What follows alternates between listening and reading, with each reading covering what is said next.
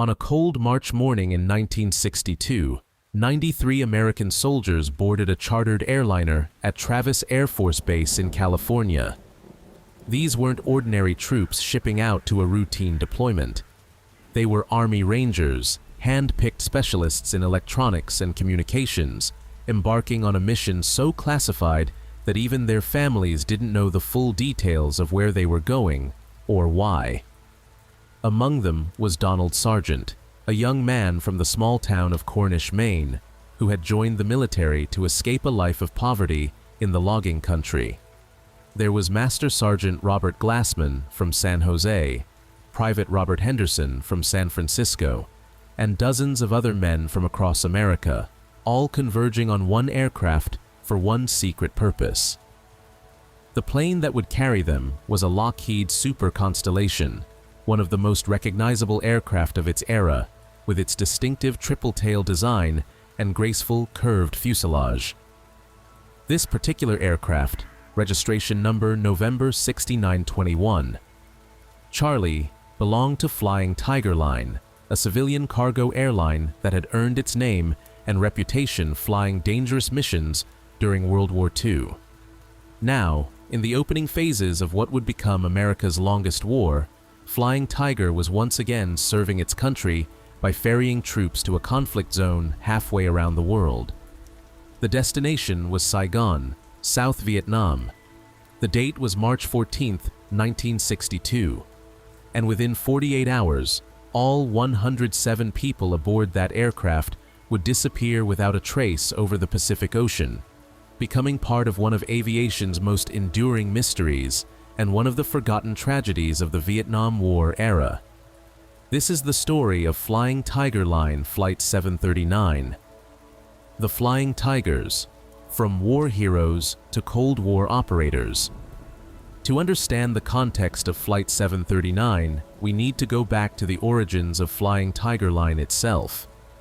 The company's name came from one of the most celebrated military aviation units in American history, the original Flying Tigers, officially known as the First American Volunteer Group. During the dark early days of World War II, when American forces were reeling from defeats across the Pacific, a group of volunteer American pilots flew for China against the Japanese invasion.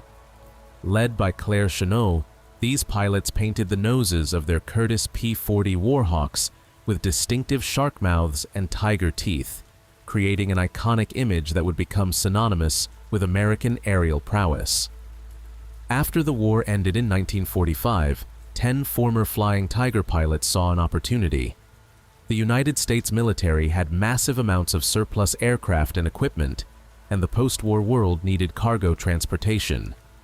These veterans pooled their resources, with pilots and ground crew providing half the initial investment and oil tycoon Samuel B. Mosher funding the rest. They purchased 14 Navy surplus Bud Conestoga cargo aircraft and founded the Flying Tiger Line. The company quickly established itself as a reliable cargo carrier, offering freight services throughout the United States. When the Korean War broke out in 1950, Flying Tiger Line found a new mission, carrying supplies across the Pacific to American troops. The company expanded rapidly, and by 1949 had won approval for the first commercial all-cargo route in the United States. By the late 1950s and early 1960s, Flying Tiger Line had become a major player in military charter operations. The airline operated a fleet of Lockheed Super Constellations, 4-engine propeller-driven aircraft that represented the pinnacle of piston-engine airliner technology.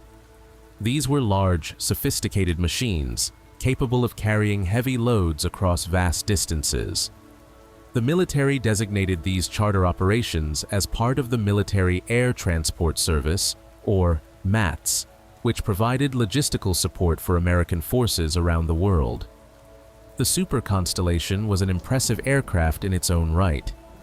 The Lockheed L-1049H variant that Flying Tiger used was a stretched version of the original Constellation design, measuring over 116 feet long with a wingspan of 123 feet. Powered by four Wright R-3350 duplex Cyclone 18-cylinder radial engines, each producing 3,250 horsepower, the Super Constellation could cruise at over 300 miles per hour and had a range of nearly 5,000 miles with maximum fuel. The pressurized cabin could accommodate up to 106 passengers in standard configuration, though cargo variants could carry significantly more weight. The distinctive triple-tail design of the Constellation wasn't just for aesthetics.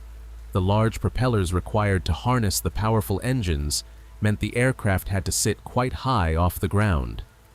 A single vertical stabilizer large enough to provide adequate directional stability would have been too tall to fit in standard airport hangars, so Lockheed's engineers designed the elegant three-tail solution that made the aircraft instantly recognizable.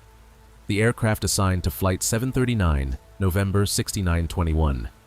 Charlie had been built in 1957 and delivered to Flying Tiger Line. By March 1962, it had accumulated 17,224 hours of flight time over 5 years of service. It was a well-maintained, reliable aircraft with an experienced crew. Nothing in its maintenance history suggested any problems that would have made it unfit for the long Pacific crossing ahead. The secret war in Vietnam. While most Americans in early 1962 had barely heard of Vietnam, the United States had been quietly increasing its military involvement in Southeast Asia for years. The story goes back to the end of World War II and the complex web of colonialism, nationalism, and Cold War politics that would eventually drag America into its longest and most controversial conflict. When World War II ended in 1945, Vietnam was still a French colony, as it had been since the late 19th century. During the war, Japanese forces had occupied French Indochina, and a Vietnamese nationalist movement led by Ho Chi Minh had fought against both the Japanese occupiers and the French colonial administration. Ho Chi Minh was a communist trained in Moscow, but he was also a genuine nationalist who had been seeking Vietnamese independence for decades. Interestingly, he had even written letters to American presidents as early as 1919, asking for support based on principles of self-determination that President Woodrow Wilson had championed after World War I. In September 1945, standing in Hanoi's Ba Dinh Square, Ho Chi Minh declared Vietnamese independence, quoting Thomas Jefferson and the American Declaration of Independence. But France, seeking to re-establish its colonial empire after the humiliation of German occupation, moved to reassert control over Indochina. This led to the First Indochina War, which raged from 1946 to 1954. The United States found itself in an uncomfortable position.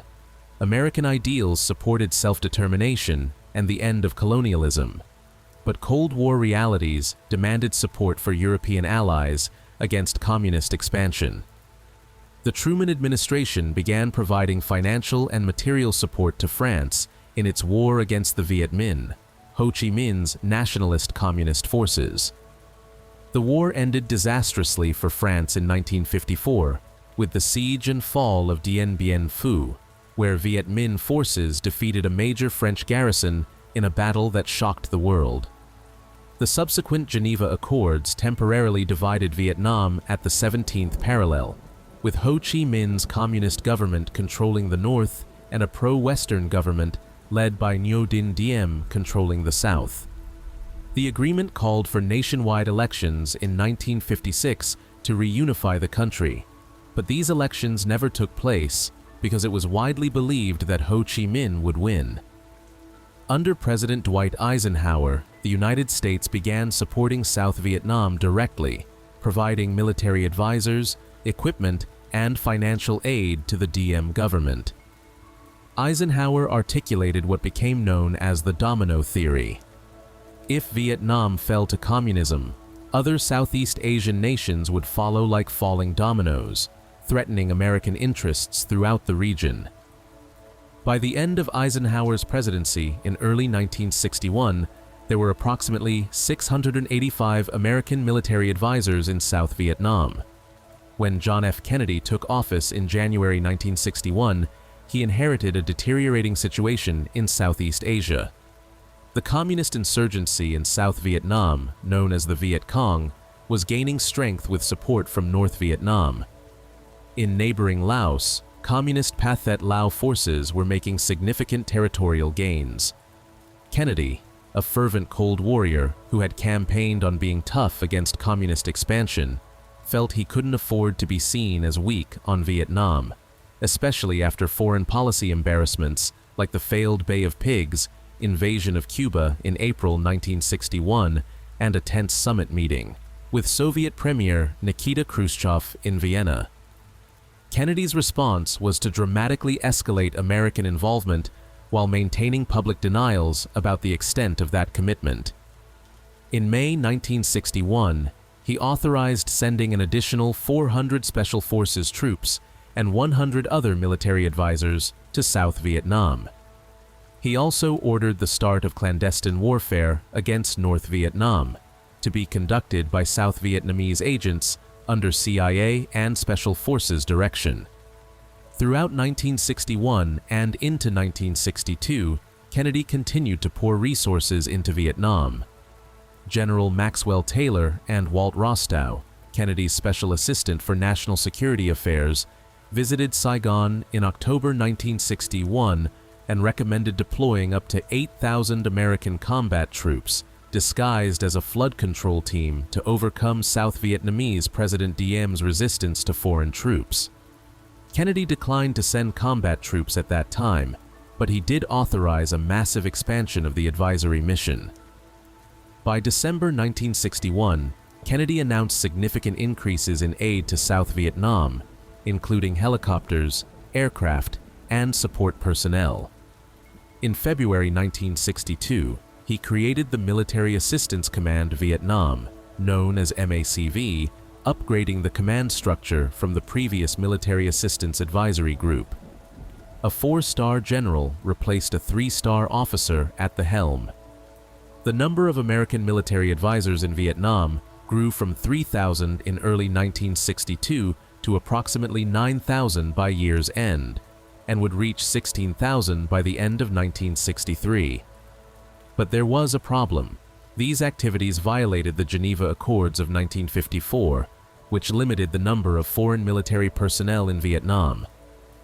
Kennedy's administration went to great lengths to maintain the fiction that American troops were merely advisors who were not engaged in combat operations. When asked at a press conference in early 1962 if American troops were involved in combat, Kennedy gave a one-word answer: no. This was technically true in the sense that American forces were supposedly only advising South Vietnamese troops, but in reality, American pilots were flying combat missions in helicopters and aircraft, and advisors were increasingly being drawn into firefights. March 15, 1962, the day that Flight 739 would disappear, was later designated by U.S. Army historians as the first day of the Vietnam War campaign period. It was a time when America was quietly ramping up its presence in Vietnam, sending not just advisors and equipment, but also highly trained specialists for missions that remain classified even today. The Rangers of Flight 739. The 93 American soldiers aboard Flight 739 weren't typical infantrymen. They were Army Rangers who had undergone intensive training in electronics and communications, as well as sharpshooting. Rangers represented an elite tier of the Army, soldiers who had completed the grueling Ranger School and demonstrated exceptional physical fitness, mental toughness, and tactical skills. What made this group particularly unusual was that they didn't come from a single unit. According to the Civil Aeronautics Board crash report and recollections from surviving family members, these men came from all over the nation and from different Army units. The lack of a cohesive unit structure suggests these soldiers were individually selected based on specific criteria rather than being deployed as an existing team, though we cannot know for certain what that selection process entailed. Early media reports from March 1962 referred to them as jungle troops, which conjures images of soldiers trained for close-quarters combat in dense tropical vegetation. While some of that training was certainly part of their preparation, the historical record makes clear that their primary specialization was in electronics and communications. These were technical specialists, men who could set up and maintain sophisticated radio and electronic equipment under difficult field conditions. Consider the geopolitical context. In early 1962, the United States was deeply involved in various covert operations throughout Southeast Asia. Operation Momentum, a secretive CIA program, was training Hmong tribesmen in Laos to fight against communist forces. Special forces teams were working with Vietnamese tribesmen in the Central Highlands under programs like the Civilian Irregular Defense Group. Electronic intelligence gathering and radio intercept operations were becoming increasingly important as the United States tried to understand and counter Viet Cong activities.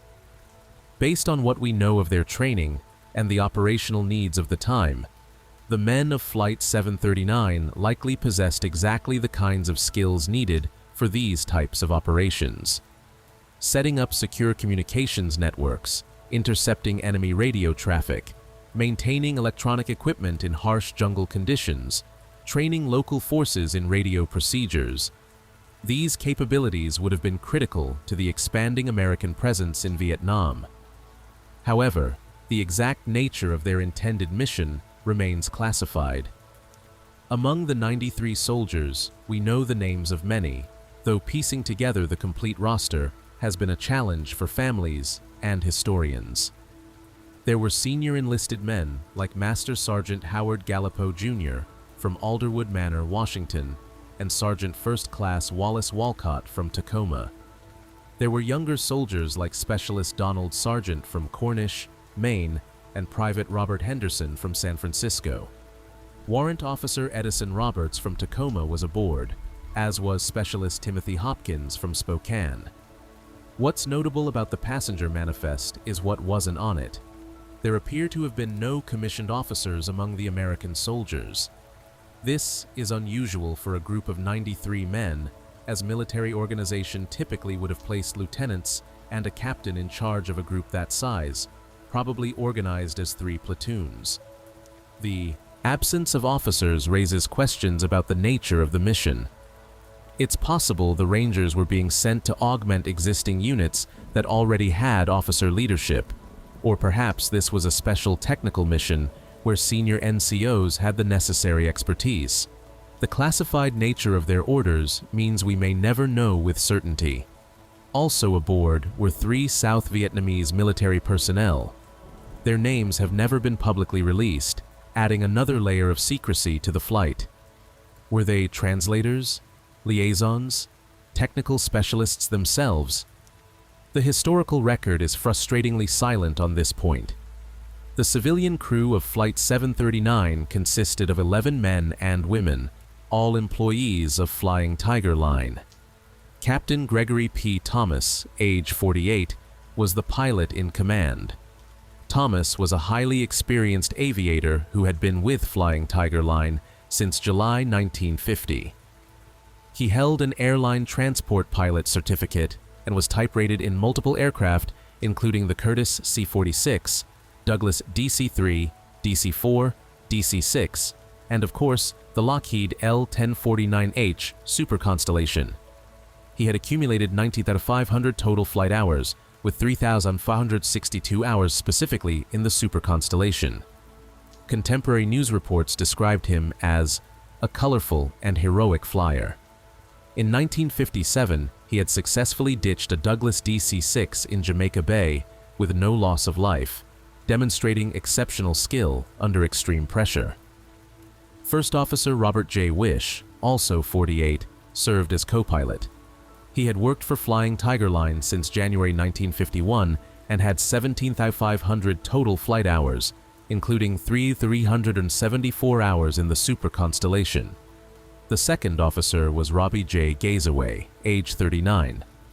The flight engineer positions were critical on the Super Constellation, which required constant monitoring of its complex Wright R-3350 radial engines. George Michael Now, age 38, from Pacoima, California, was the senior flight engineer. He had been with Flying Tiger since December 1956 and had accumulated 1,235 hours in the super constellation. According to his daughter's later testimony, Now had undergone special training for a year before this mission and had left behind his identification and wedding ring, telling his family he knew he might not be coming back. The second flight engineer was Clayton E. McClellan, age 33, from San Mateo, California, who had joined Flying Tiger in April 1960 and had about 1,090 hours in the aircraft type. Two navigators rounded out the flight crew. William T. Kennedy, age 45, from Braintree, California, had been hired by Flying Tiger just a month earlier in February 1962. He held both navigator and radio operator licenses. Grady Reese Burt Jr., age 33, from Baldwin Park, California, was even newer to the airline, having been hired on February 14, 1962. He also held both navigator and radio operator licenses. The fact that both navigators were so recently hired suggests that Flying Tiger Line was expanding its operations rapidly to meet military contract demands. The cabin crew consisted of 4 flight attendants: Senior Flight Attendant Barbara Jean Walmsley from Santa Barbara, California, Hildegard Mueller, Crystal Diana Ryder from San Mateo, and Patricia Wassam. These 4 women had just joined the flight at Wake Island, replacing the original 4 flight attendants in a crew change that would prove to be a matter of life and death. The journey begins. At 9:45 Pacific Standard Time on the morning of Wednesday, March 14, 1962, Flight 739 pushed back from its gate at Travis Air Force Base in Fairfield, California. The flight was designated as Flying Tiger Line Flight 7815-13, operating under contract as Military Air Transport Service Flight 739-14. The dual designation reflected the hybrid nature of the operation, a civilian airline flying under military charter. The route ahead was a familiar one for Flying Tiger crews flying the Pacific. The flight plan called for stops at Honolulu, Hawaii, Wake Island, Anderson Air Force Base in Guam, and Clark Air Base in the Philippines, before the final leg to Tan Son Nhut International Airport in Saigon. It was a journey of approximately 8,000 miles that would take several days to complete, with rest stops for the crew and refueling for the aircraft at each location. The first leg to Honolulu was routine, taking the standard 12 hours. At 5:44 Greenwich Mean Time, or about noon local time in Hawaii, the Super Constellation touched down at Honolulu International Airport. Here, a small incident occurred that would later be scrutinized by investigators. The head flight attendant complained that the aircraft wasn't up to regulation for crew rest areas. Specifically, there weren't enough mattresses for the cabin crew to rest during their off-duty periods on the long overwater flights. After a 30-minute delay, another mattress was added, and the flight was cleared for departure. This seemingly minor issue highlights the demanding nature of these long trans-Pacific flights. The crew had to remain alert and rested over flights that could stretch 8 to 10 hours over open ocean with no alternative landing sites. Crew rest requirements existed for good safety reasons, and the airline was required to meet them. The flight departed Honolulu and continued westward toward Wake Island, a tiny coral atoll in the middle of the Pacific Ocean. Wake Island, consisting of 3 small islets surrounding a lagoon, had been the site of a heroic but ultimately doomed American defense during the early days of World War II. After the war, it became a crucial mid-Pacific refueling point for trans-Pacific flights. The island's runway, fuel facilities, and small support infrastructure made it an essential waypoint for aircraft that couldn't make the entire Pacific crossing in one hop. When Flight 739 landed at Wake Island, an extraordinary coincidence occurred, one that 8 women would later realize saved their lives. The 4 original, Flight attendants who had flown from Travis were scheduled to be relieved by a fresh crew. This was standard practice on these multi-day flights, allowing cabin crew to rest while a new team took over for the next leg. The 4 women who had flown from California, whose names have not been widely recorded in the historical record, deplaned at Wake and headed to their rest quarters. 4 new flight attendants boarded: Crystal Diana Ryder from San Mateo, Barbara Jean Walmsley from Santa Barbara, and Patricia Wassam and Hildegard Muller, both based in California. These 4 women had no way of knowing that they had just signed on for a journey that would end in one of aviation's greatest mysteries. The original 4 flight attendants, meanwhile, had unknowingly stepped off a doomed aircraft. It was the kind of random chance that determines survival in disasters, a routine crew change that would haunt the survivors for the rest of their lives. Flight 739 departed Wake Island and continued its journey westward to Guam, the next scheduled stop. This leg proceeded normally, and the Super Constellation touched down at Andersen Air Force Base on Guam on March 15, 1962. The flight had now crossed the international dateline and lost a day, a common source of confusion on trans-Pacific flights. At Andersen, the aircraft underwent a routine maintenance check and was refueled. The plane sat on the tarmac for approximately 2 hours. According to later testimony, it was left unattended for at least part of this time, a detail that would fuel theories about sabotage. Ground crews completed their checks, finding nothing amiss. The aircraft was declared fit for the next leg of the journey.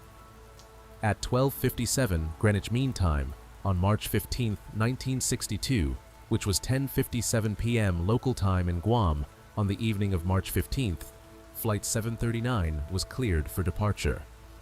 Captain Thomas advanced the throttles, and the 4 Wright R-3350 engines roared to life, spinning their massive propellers and pulling the heavily loaded aircraft down the runway and into the tropical night.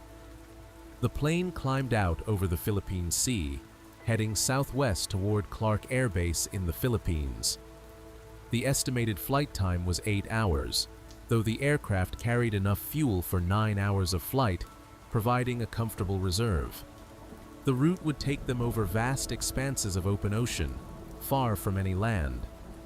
This was one of the most remote regions on Earth, where ships and aircraft were few and far between. Below the aircraft, the Pacific Ocean stretched in all directions, its depths exceeding 30,000 feet in places, deeper than Mount Everest is tall. Everything appeared normal as the flight proceeded.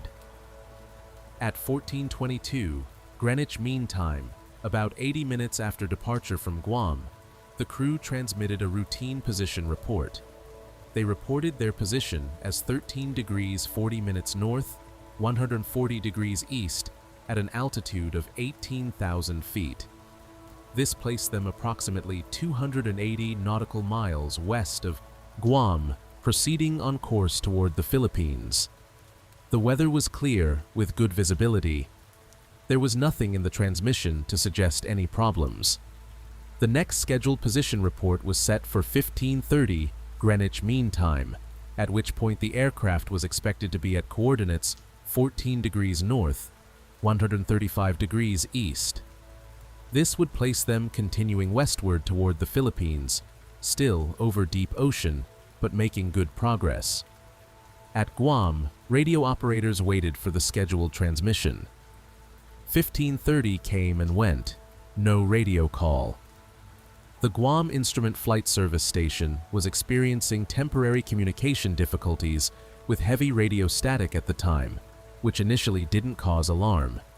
Sometimes atmospheric conditions or solar activity could interfere with long-range radio communications. The operators continued to try raising the flight. At 15:39 Greenwich Mean Time, 9 minutes past the scheduled report time, the Guam radio operator made another attempt to contact Flight 739 for a position report. There was no response. The operator tried again, and again. Silence. Minutes turned into hours. As the time passed when the aircraft should have been approaching the Philippines, concern turned to alarm.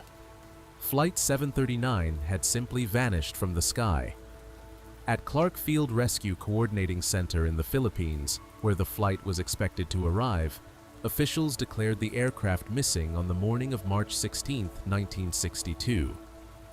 One of the largest air and sea search operations in Pacific history was about to begin. The search begins. U.S. Navy officials immediately believed that the aircraft had crashed closer to Guam than to the Philippines, given that the last known position had been only 90 minutes out from Guam. At the time of the disappearance, weather conditions had been excellent: clear skies, calm seas, good visibility.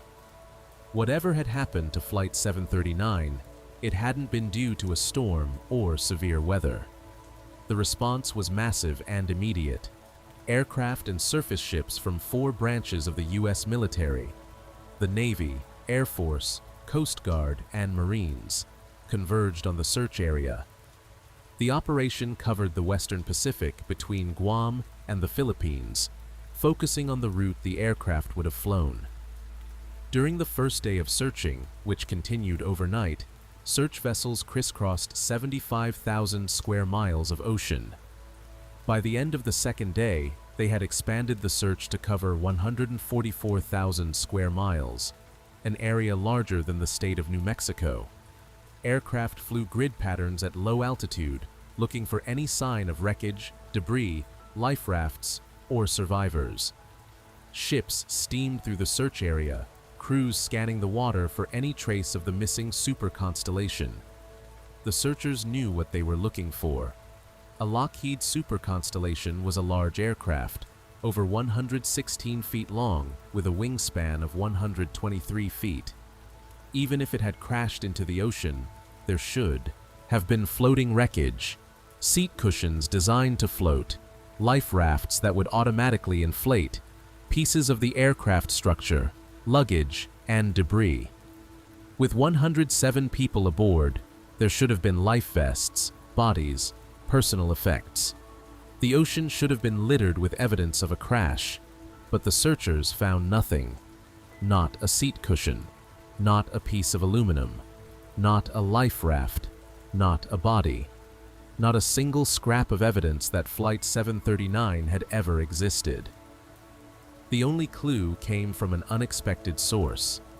The SS T.L. Linson, a Liberian-registered tanker operated by Standard Oil Company, had been steaming through the area during the early morning hours of March 16th. 5 crew members aboard the tanker reported witnessing something extraordinary at approximately 15:30 Greenwich Mean Time, which was 1:30 in the morning local time, exactly when Flight 739 should have been making its scheduled position report.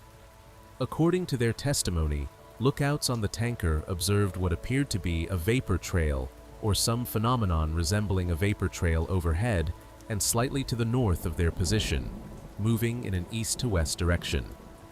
The tanker was on a heading of 077 degrees at the time. As this vapor trail passed behind a cloud, there occurred an explosion that the witnesses described as intensely luminous, with a white nucleus surrounded by a reddish-orange periphery with radial lines of identically colored light. The flash was bright enough to illuminate the ship's decks, quite a feat, considering the ship was likely using minimal lighting for night operations. Some accounts describe the explosion occurring in 2 pulses lasting between 2 and 3 seconds, with 2 flaming objects of unequal brightness falling into the sea at different speeds. The position where this explosion was observed corresponded closely to where Flight 739 should have been at that time, at coordinates approximately 14 degrees north, 135 degrees east. The timing aligned precisely with when the aircraft failed to make its scheduled position report, suggesting the witnesses may have observed the final moments of the aircraft. The captain of the Linson ordered the ship to steam toward the location of the explosion to render assistance if there were survivors. The tanker searched the area but found no debris, no oil slick, no evidence of a crash. After determining there was nothing they could do, the Lincoln continued on its voyage. It wasn't until the next day that the crew of the Lincoln learned about the missing aircraft and realized what they had probably witnessed: the last moments of Flying Tiger Line, Flight 739. The Civil Aeronautics Board investigators would later interrogate the 5 crew members who had witnessed the explosion, and their accounts remained consistent. Something had exploded in the sky at the approximate position and time when November 6921 Charlie was expected to be there. The explosion had been violent enough to create a flash of light visible from a ship on the ocean surface, bright enough to illuminate the ship's decks. The 8-day search operation involved an unprecedented deployment of resources. Ships from the U.S. Navy, Coast Guard, and even foreign vessels scoured more than 200,000 square miles of the Pacific. Aircraft flew thousands of hours of search patterns. Every reported sighting, and there were many, was investigated. Oil slicks were checked. Floating debris was examined. Anything that might possibly be connected to Flight 739 was pursued. But every lead turned out to be false. The oil slicks were from ships. The debris was unrelated. The desperate hope that perhaps the aircraft had made an emergency landing on some remote island or atoll, and that the passengers and crew were awaiting rescue, gradually faded as day after day passed with no sign. On March 24, 1962, 8 days after the disappearance, the official search was called off. The United States military concluded that further searching would be futile. The ocean had swallowed Flight 739 completely, and over 13,000 feet of water separated any wreckage from the searchers. Not a single piece of the aircraft was ever found. Not a single body was ever recovered. Not a single item from the baggage or cargo was ever located. Flight 739 had disappeared as completely as if it had never existed. Theories and speculation. The disappearance of Flight 739 immediately sparked intense speculation about what had happened. Flying Tiger Line Executive Vice President Frank B. Linnott made a telling statement to the press on March 18, 1962. "We've gone over it thoroughly the last few days. The only explosions known to happen would be in empty wing tanks, and none of these would have been empty then. So far as blowing completely apart, there's nothing that powerful aboard. The fuel tanks just don't go off like that." Linnott's statement pointed to what many suspected. If the tanker crew had indeed witnessed an explosion that destroyed Flight 739, it likely wasn't from any normal mechanical failure. The aircraft's fuel tanks wouldn't have been empty. They needed to be full for the long overwater flight. And modern aircraft fuel tanks were designed with multiple safety features to prevent explosions. The aviation gasoline used at the time was volatile, but fuel-air mixture explosions were rare in properly designed and maintained tanks. One theory that gained immediate traction was sabotage. The timing seemed suspicious. On the same day that Flight 739 disappeared, another Flying Tiger Line Super Constellation crashed in the Aleutian Islands. That aircraft, also on a military charter and reportedly carrying secret military cargo, crashed while attempting to land at Adak Naval Air Station in Alaska during poor weather conditions. The aircraft slid off the runway and caught fire. All aboard survived, but the coincidence of 2 Flying Tiger aircraft experiencing catastrophic problems on the same day seemed too remarkable to be mere chance. Flying Tiger Line released a statement outlining several possible explanations, including sabotage of either or both aircraft or kidnapping of Flight 739 and its passengers. The airline hastened to add that these were merely wild guesses, and that there was no evidence to support either theory. But the suggestion had been planted. Those who favor the sabotage theory point to Guam, where the aircraft had been left unattended on the tarmac during refueling and maintenance. In the Cold War climate of 1962, covert operations were common. The passengers were highly trained specialists heading to Vietnam on a classified mission. The theory posits that communist agents could have learned of the flight and targeted it, though this remains entirely speculative. The problem with the sabotage theory was the lack of physical evidence. While the tanker crew's testimony strongly suggested an in-flight explosion, without any wreckage to examine, it was impossible to determine what had caused such an explosion. A bomb would have left distinctive residue and damage patterns, but with no wreckage to analyze, investigators were left speculating. Another theory that emerged decades later involves friendly fire. Some historians have suggested that the aircraft might have been accidentally shot down by American forces. In 1962, the Pacific region was tense with Cold War confrontations. American, Soviet, and Chinese military forces all operated in the region. Proponents of this theory argue that Flight 739 could have wandered off course and been mistaken for a hostile aircraft. This theory has some circumstantial support. The extreme secrecy surrounding the flight and its mission has never been fully explained. The U.S. military has consistently declined to declassify records related to Flight 739, even though more than 60 years have passed. If the aircraft was shot down by mistake, this might explain the government's reluctance to release information that would confirm such an embarrassing and tragic error. The vapor trail observed by the tanker crew before the explosion has led some to speculate about a missile strike, though this interpretation remains controversial. The problem with the friendly fire theory is similar to the sabotage theory. Without physical evidence, it remains pure speculation.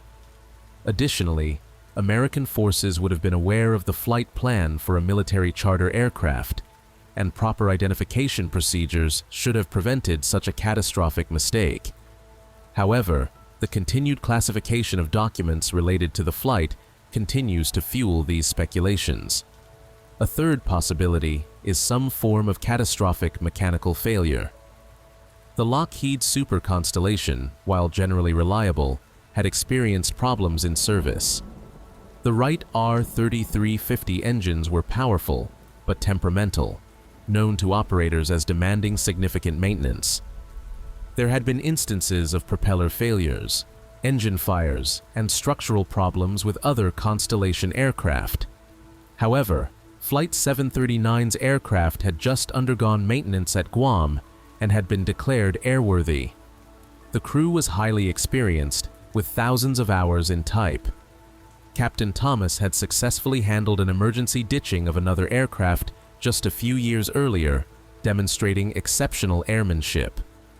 If a mechanical problem had developed, the question remains, why was there no distress call? Why no time to send even a brief mayday? A sudden catastrophic structural failure might explain the lack of radio communication. If a wing failed or the fuselage broke apart, the crew would have had no time to transmit before the aircraft disintegrated. Some have noted that the Guam station was experiencing heavy radio static at the time, raising the possibility, albeit remote, of a lightning strike contributing to the disaster. But again, without wreckage to examine, these explanations remain in the realm of informed speculation rather than established fact. The official investigation. The Civil Aeronautics Board conducted the official investigation into the disappearance of Flight 739.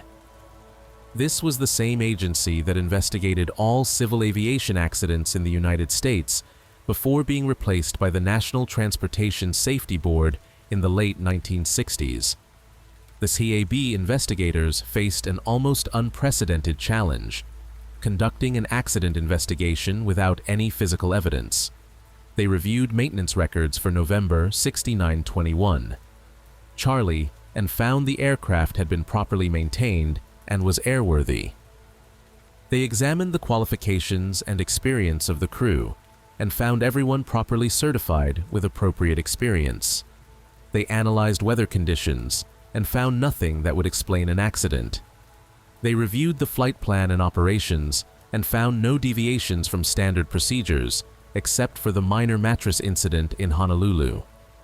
The investigators paid particular attention to the tanker crew's testimony about the explosion. 5 witnesses, viewing the event from different vantage points on the ship, all described seeing the same phenomenon: a vapor trail followed by an intense explosion in the night sky.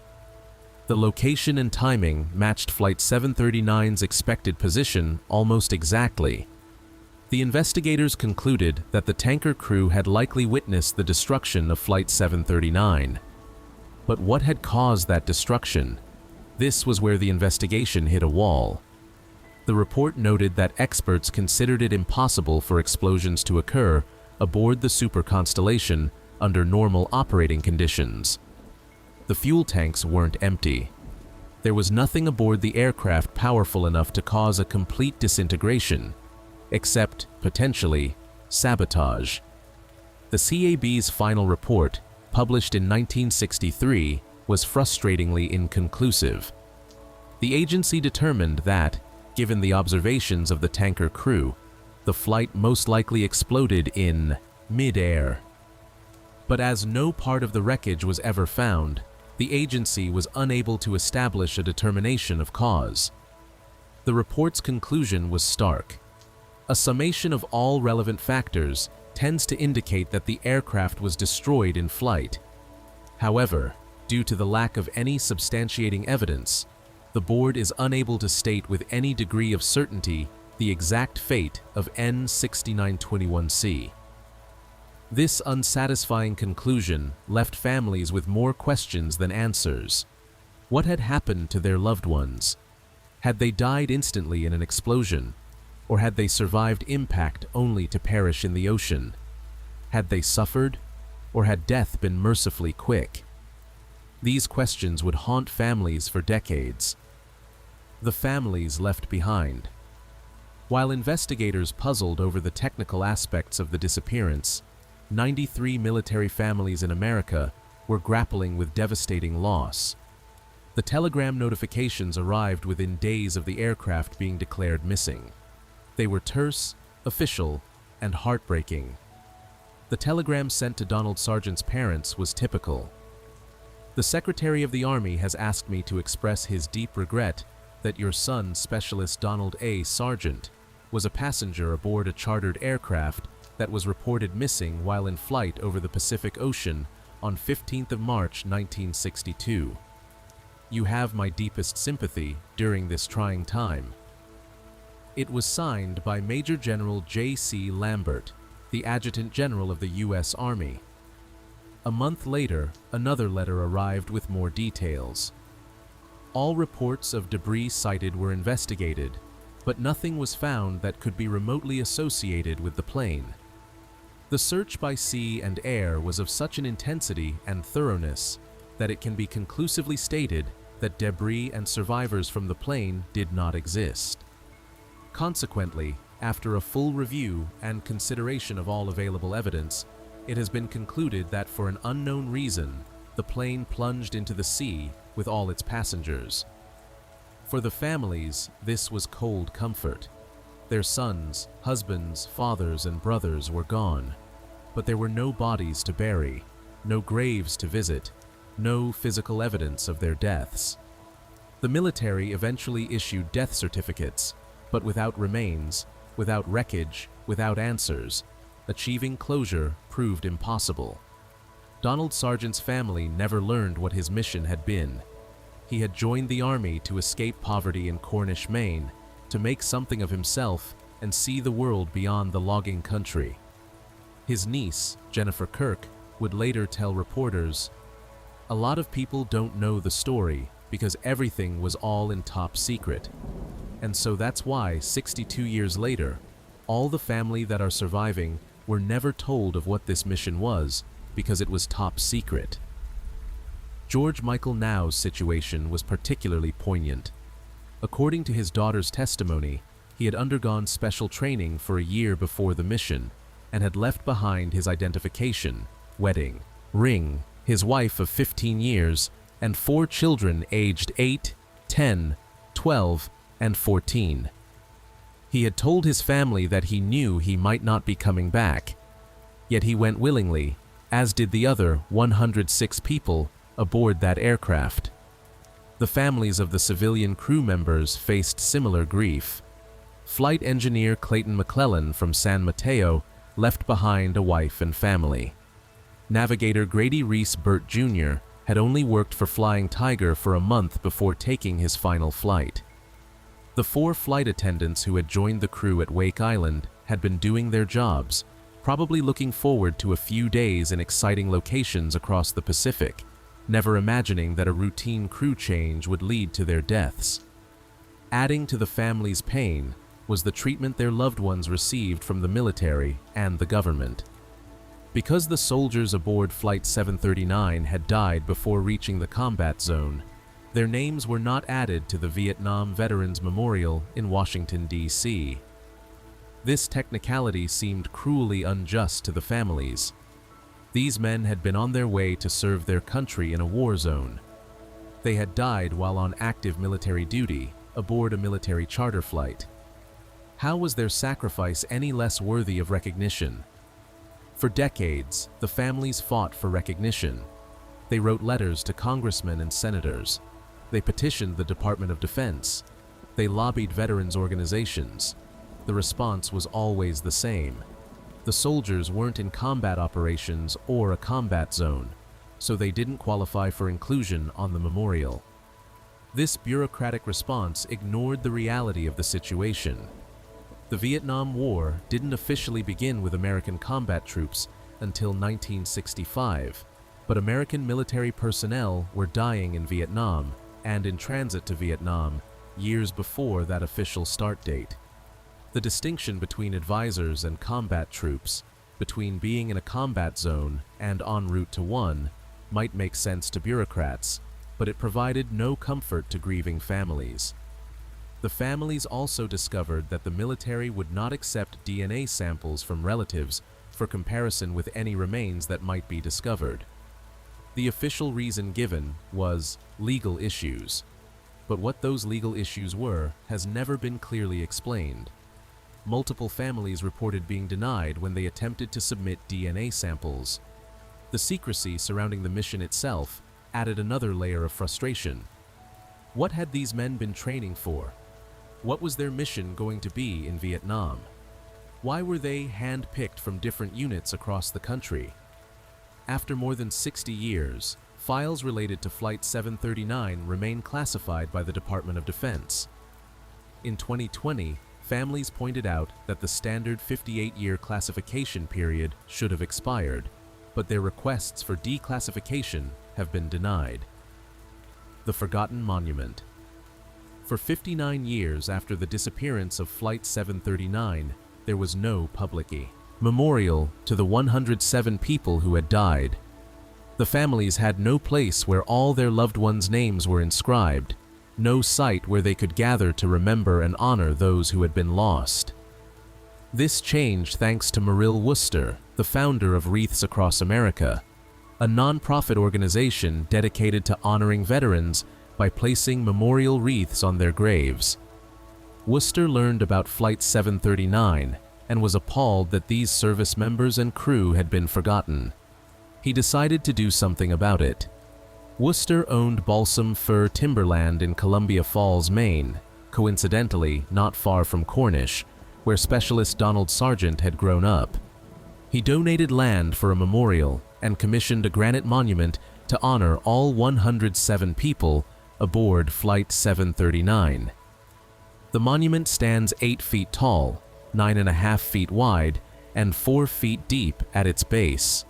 Made entirely of granite, it displays the engraved names of all 93 Army soldiers and all 11 civilian crew members, many of whom were veterans themselves. The inscription reads, "Missing in action, presumed dead. Flying Tiger Line flight. 739 went missing on March 16, 1962, with 93 U.S. Army soldiers on board. These men and their flight crew perished in what would become one of the biggest aviation mysteries out of the Vietnam War era. The names of those who gave their lives and who remain missing are inscribed here so that they will be said aloud, and their memory will live on." On May 15, 2021, more than 20 families gathered in Columbia Falls for the unveiling of the monument. It was the first time many of these families had met each other. For decades, they had been isolated in their grief, not knowing that others were fighting the same battles for recognition, dealing with the same questions, suffering the same loss. The ceremony was emotional and cathartic. Family members shared stories about their loved ones. They spoke of the holes left in their families, the questions that had never been answered, the frustration of fighting for recognition. They also spoke of pride in the service and sacrifice of the men aboard Flight 739, even if that sacrifice had been forgotten by the government they had served. During the ceremony, each name was read aloud. As the inscription says, this ensured that they will be said aloud and their memory will live on. For many family members, hearing their loved one's name spoken in honor was the first recognition they had ever received that their loss mattered, that the sacrifice had meaning. Diana Taylor Crumpler of Olive Branch, Mississippi, who lost her brother in the tragedy, told reporters, "I do feel frustrated. It's almost as if they never existed as soldiers.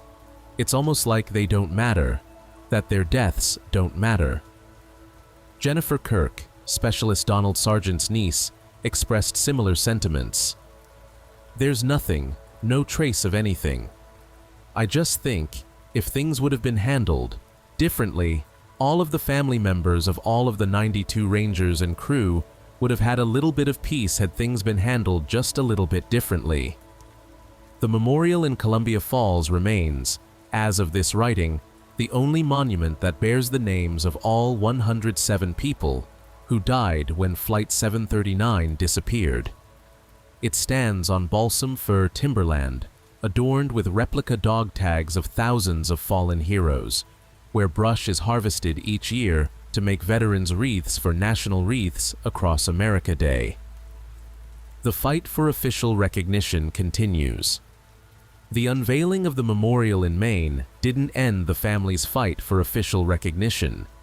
They continued to push for the inclusion of their loved ones' names on the Vietnam Veterans Memorial in Washington, D.C. In 2019, Senator Gary Peters of Michigan introduced Senate Bill 1891, known as the Flying Tiger Flight 739 Act, to provide for the inclusion of the soldiers' names on the wall. The bill was co-sponsored by Senators Marsha Blackburn of Tennessee, Debbie Stabenow of Michigan, and Jean Shaheen of New Hampshire. However, the bill stalled in committee and was never brought to a vote. In 2024, on the 62nd anniversary of the disappearance, the bill was reintroduced as Senate Bill 2571. Once again, it sits in committee, this time the Committee on Energy and Natural Resources, which has jurisdiction over the Vietnam Veterans Memorial. The resistance to adding these names to the memorial appears to be based on precedent and concerns about opening the door to other claims. The memorial was designed to honor those who died in the combat zone or from wounds sustained there. If the Flight 739 names are added, the argument goes, where does one draw the line? What about other military personnel who died in accidents while in transit to Vietnam? What about those who died in training accidents preparing for Vietnam deployment? These are legitimate administrative concerns, but they seem to miss the larger point. The soldiers aboard Flight 739 were on a secret military mission sanctioned at the highest levels of government. They were hand-picked specialists with critical skills needed for covert operations in Southeast Asia.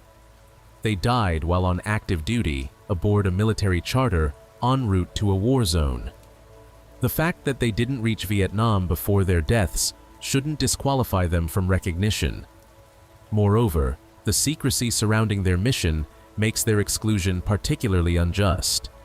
Because the details remain classified, the families can't even argue the specific nature of the mission to prove its importance.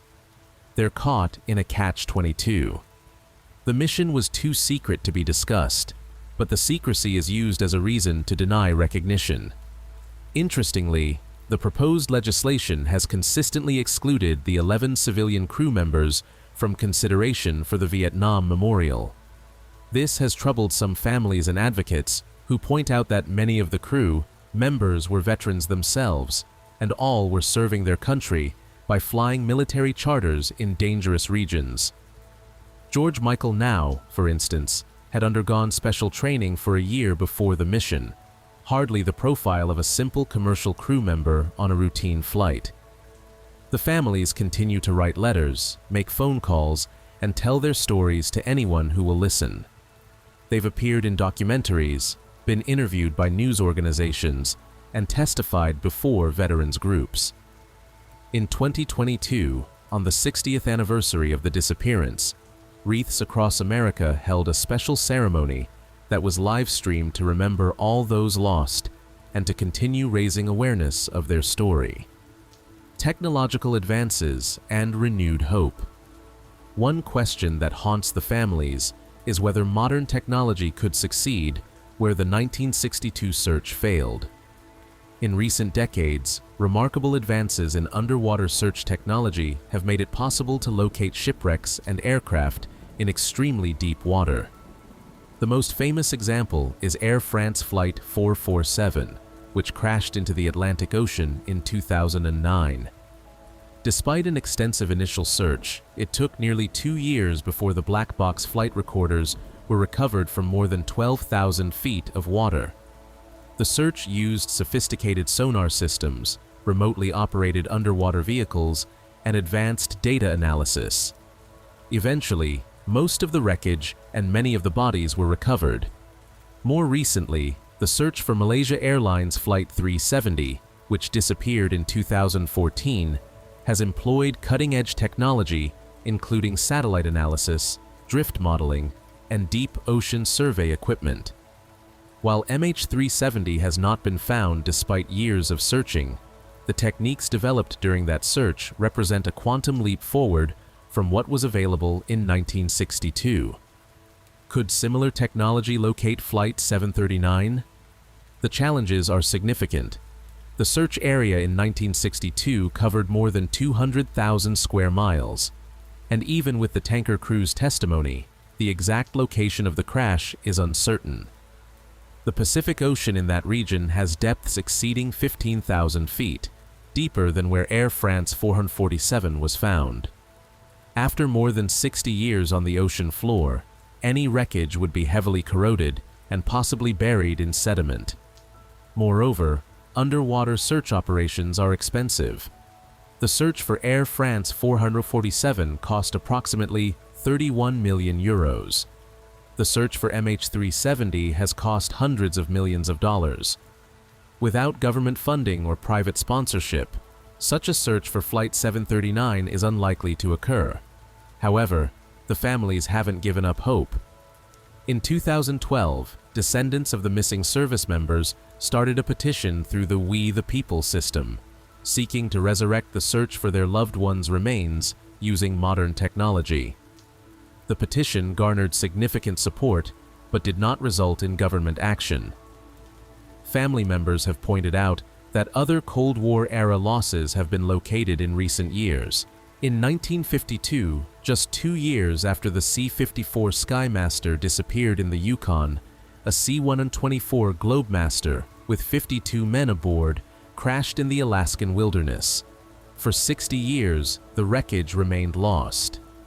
Then, in 2012, a routine training flight spotted the wreckage freshly emerged from Colony Glacier as the ice sheet retreated. Over 10 years of recovery missions, the remains of 44 victims were identified and returned to their families. This discovery gives some families hope that climate change and shifting ocean conditions might eventually reveal Flight 739's wreckage, or that advances in technology might make a search feasible. But, as Jennifer Kirk noted, knowing is hard, but not knowing just tears your heart out. Similar mysteries and lessons. Learned flight.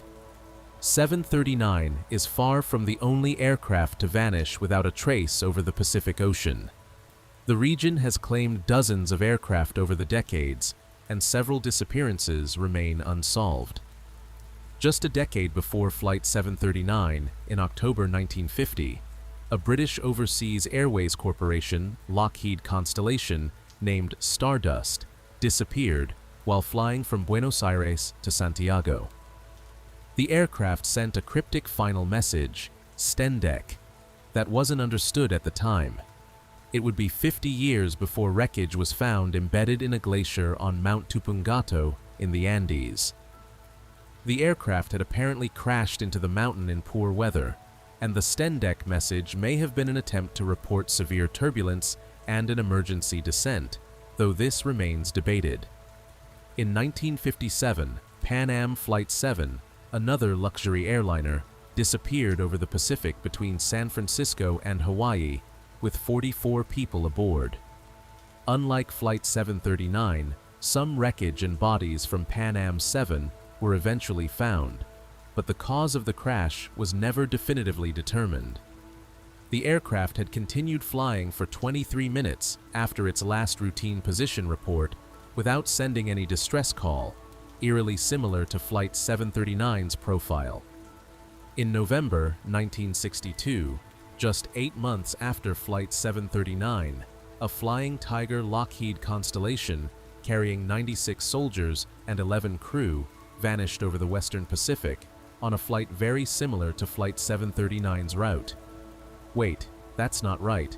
There's some confusion in the records here. Let me clarify. Flight 739 occurred in March 1962, and no similar Flying Tiger flight disappeared later that year. This highlights how easy it is for details to become confused in historical accounts, especially when dealing with multiple incidents involving the same airline and similar aircraft.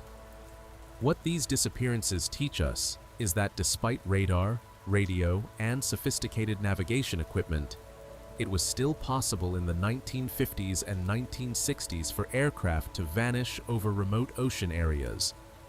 The Pacific is vast, deeper than Mount Everest is tall in places, and wreckage that sinks in such depths may never be found without an enormous investment in search technology. The aviation industry learned lessons from these losses that have made modern air travel safer. The development of more sophisticated radar coverage, satellite-based position reporting, emergency locator transmitters, and black boxes designed to float or broadcast their location underwater all stemmed from experiences with accidents like Flight 739. Today, modern aircraft are tracked continuously via satellite. The disappearance of Malaysia Airlines Flight 370 in 2014 shocked the world precisely because it seemed impossible that such a thing could still happen in the modern era. Yet, even with all our technology, MH370 demonstrated that determined action to defeat tracking systems, combined with the vastness of the ocean, can still result in a complete disappearance. Unanswered questions.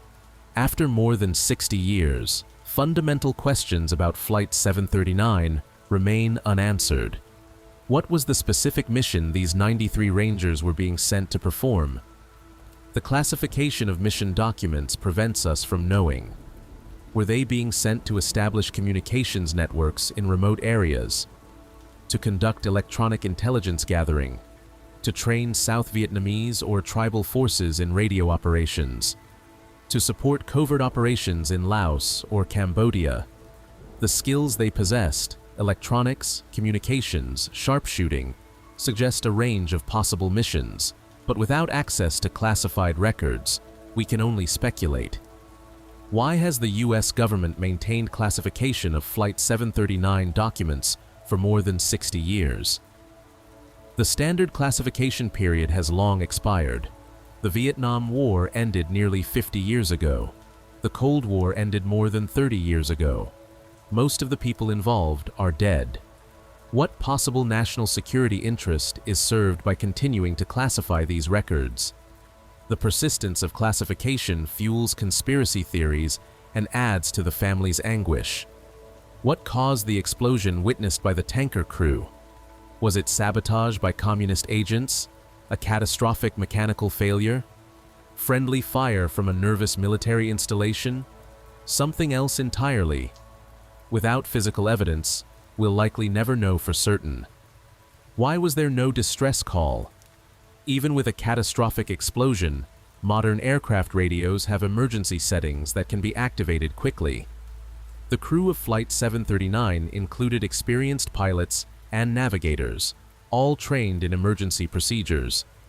The complete absence of any Mayday call suggests that whatever happened occurred with such speed and violence that there was no time to react. Where is the wreckage? After more than 60 years, the aircraft and the remains of the 107 people aboard lie somewhere on the Pacific Ocean floor. Do they rest in a relatively intact form, preserved in the cold and darkness? Or did the explosion scatter debris over a wide area, making it nearly impossible to find? The ocean has kept its secret well. The broader context of forgotten sacrifices. The story of Flight 739 raises uncomfortable questions about how we remember and honor military sacrifice.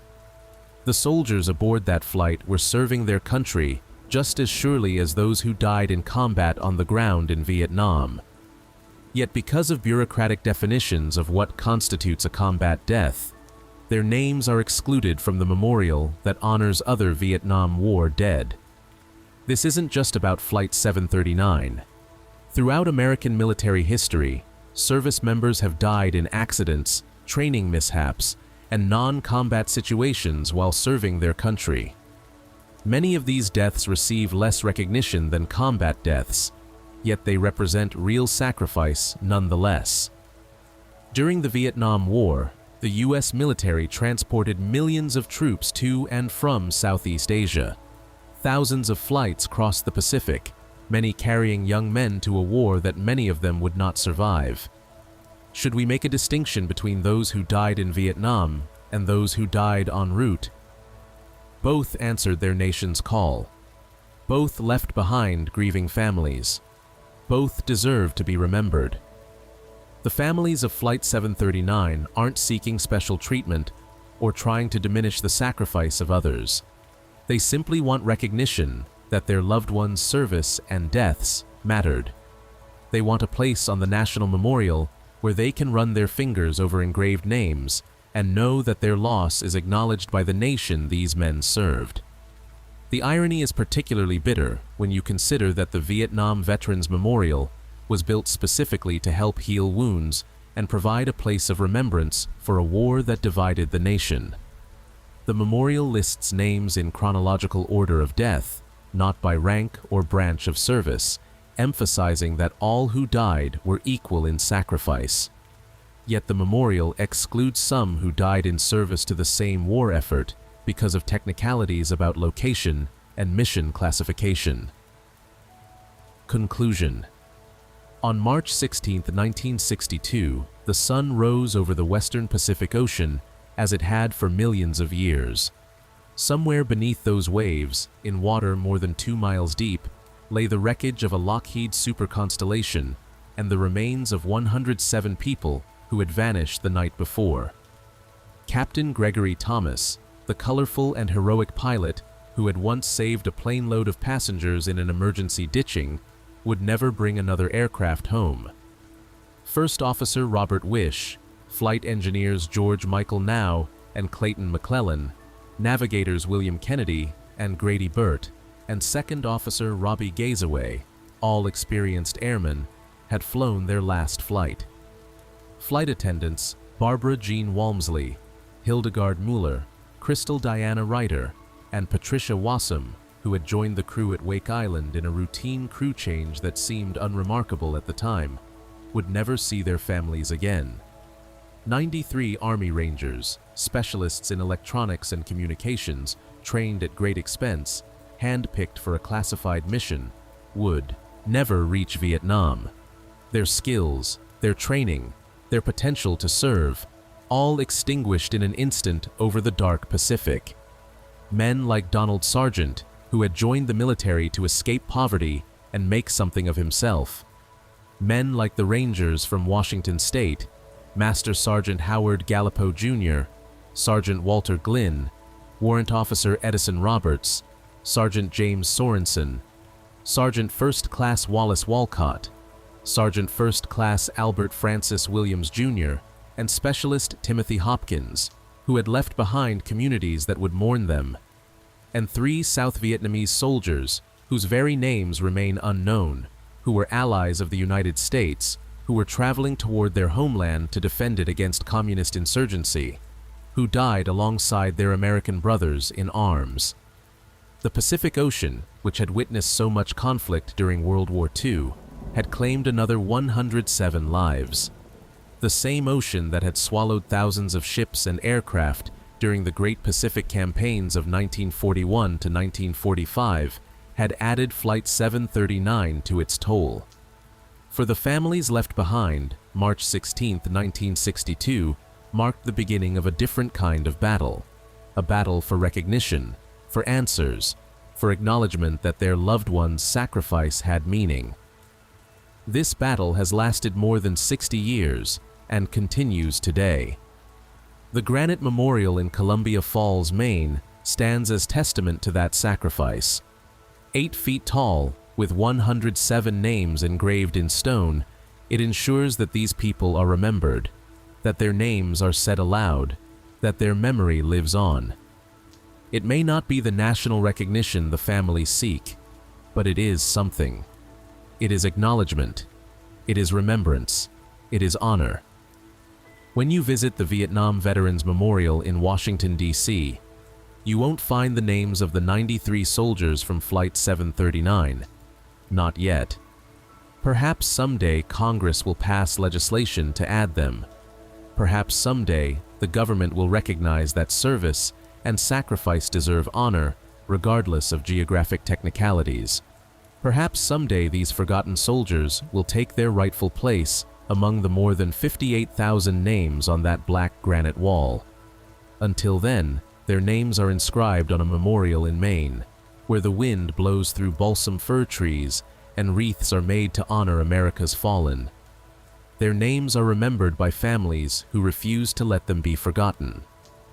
Their story is told by those who believe that every person who serves deserves recognition, that every sacrifice matters, that every life has meaning.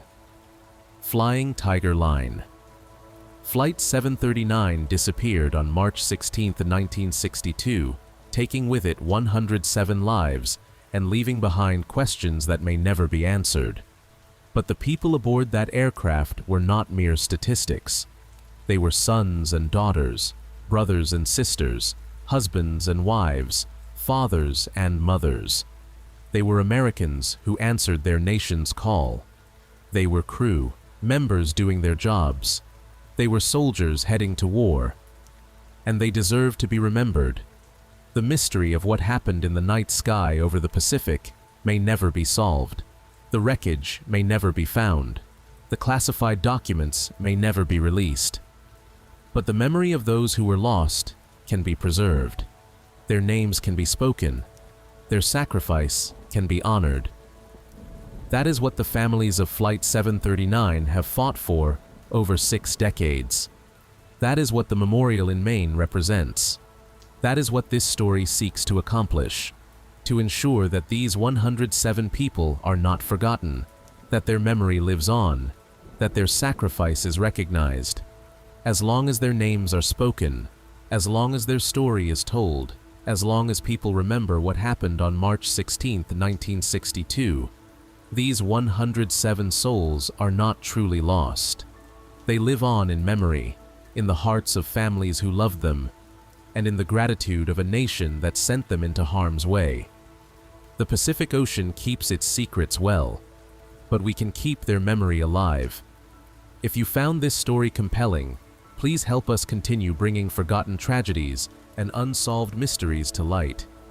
Share this video, leave a comment with your thoughts on this case, and subscribe to Lore 2 Mystery for more deep dives into the historical mysteries that deserve to be remembered.